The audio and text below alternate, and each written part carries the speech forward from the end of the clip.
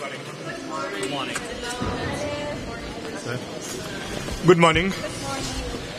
It's for me a great honor to be beside President Zeleński the first time I chair the European Council.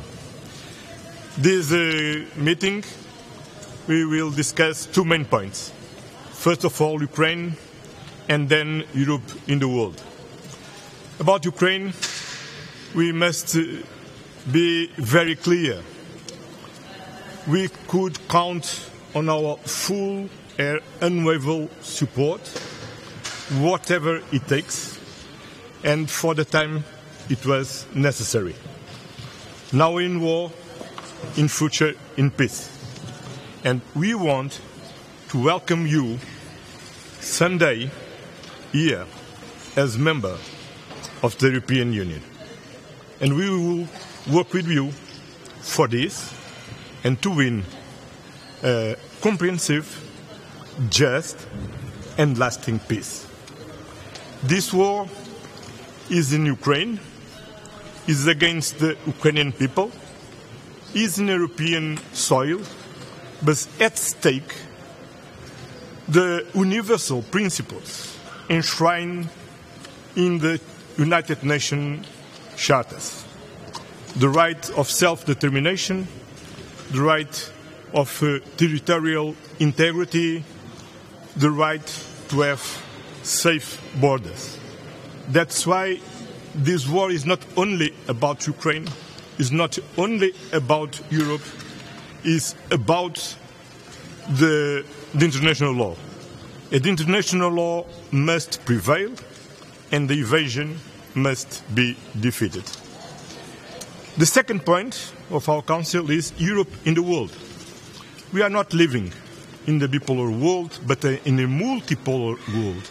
They are not a global South, because the South is plural, as the North is plural.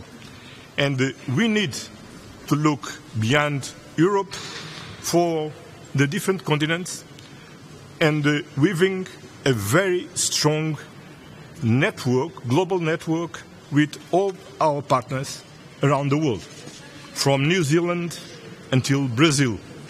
And this is very important for our common future of peace, of prosperity, and to tackle our global challenges like climate changes, oceans governance, development, and to build a new international architecture, namely to lead with that very difficult issue about the global debt in the less developed countries. Then, by the end of the day, during the press conference, I'm very happy to answer to your questions, but now it's time to listen and to give the floor to President Volodymyr Zelensky. Thank you very much, Volodymyr, to attend this meeting. Thank you so much, Mr. President. Thank you very much again for invitation, and I'm very thankful.